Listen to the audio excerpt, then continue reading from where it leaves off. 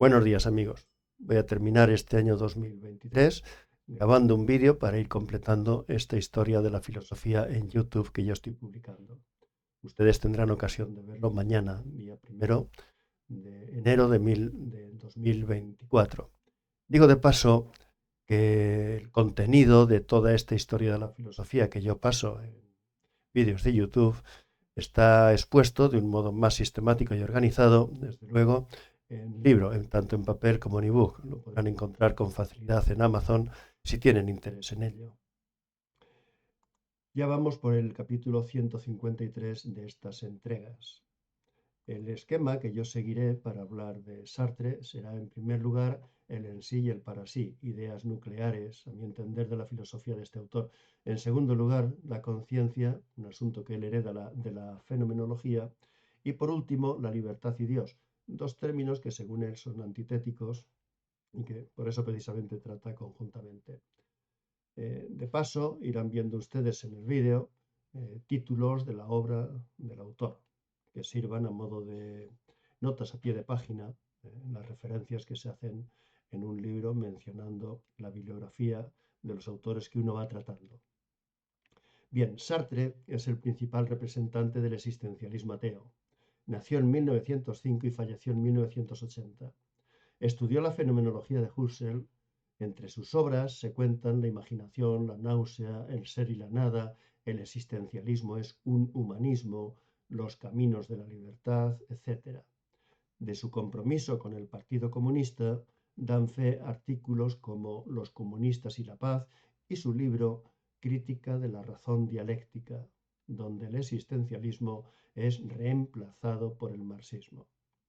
Recibió el Premio Nobel de Literatura, que él rechazó por la orientación política de la Academia Sueca. En su obra El ser y la nada, escrita bajo el influjo de Husserl y Heidegger, se halla el epicentro de la filosofía de Sartre. Del primero, de Husserl, absorbe la idea de que la conciencia se halla imbuida de una disposición tendencial. Del segundo, de Heidegger, los matices inherentes a la existencia.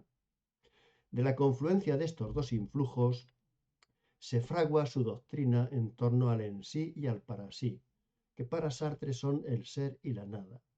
El en sí se erige como la manifestación de la realidad, mientras que el para sí encarna la esencia de la conciencia. Esta dicotomía conceptual reflota el ancestral enfrentamiento de Parménides entre el ser y el no ser, de manera un tanto injustificada. Cuando el ser de lo existente se desvela ante la conciencia, lo que se manifiesta es el fenómeno. No se trata del ser en sí mismo, sino de un indicio que se erige como fundamento ineludible. El ser en sí no surge por creación propia, no es causa de sí mismo, carece de razón de ser y permanece velado en su misterio.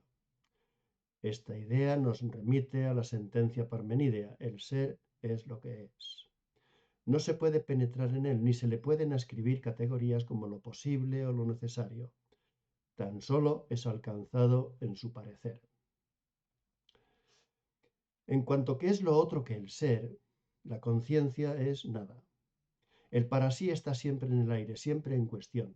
Si alguna vez lograra su cometido, abarcando la totalidad de lo real, se esfumaría, porque su esencia radica únicamente en ser consciente de algo. Permanece en pie gracias a la amalgama con el en sí, formando un todo en el que, pese a Hegel, la nada se entrelaza inevitablemente con el ser, mas no al revés. Yo capto el ser, mas el ser no tiene que ver conmigo. Lo que es no se ajusta en absoluto a lo que mi conocimiento alcanza de él.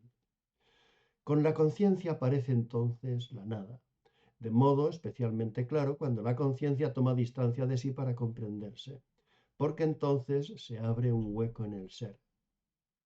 Sobre la superficie de la realidad, sobre la superficie del ser, se asienta la conciencia, siendo esa superficie una disminución o incluso negación del ser mismo. La conciencia pretende lograr una síntesis con el en sí, pero eso no puede ser. El hombre es un algo falto de ser, si es que esto puede ser dicho sin contradicción.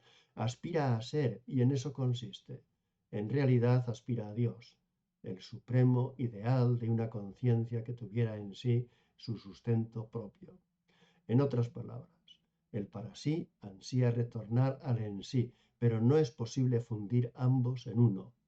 Luego Dios no existe, concluye Sartre, es contradictorio, y el hombre es un oscuro deseo de ser Dios, como ya dejó entrever Fichte. Una pasión inútil, aclara Sartre. Además, si Dios existiera, estaríamos determinados desde la eternidad, no seríamos libres, pero no existe. Y por esto somos libres forzosamente. Estamos condenados a serlo, dice Sartre de una manera un tanto religiosa.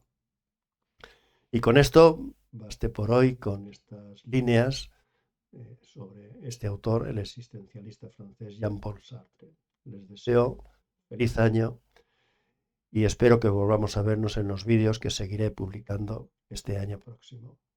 Hasta luego, amigos.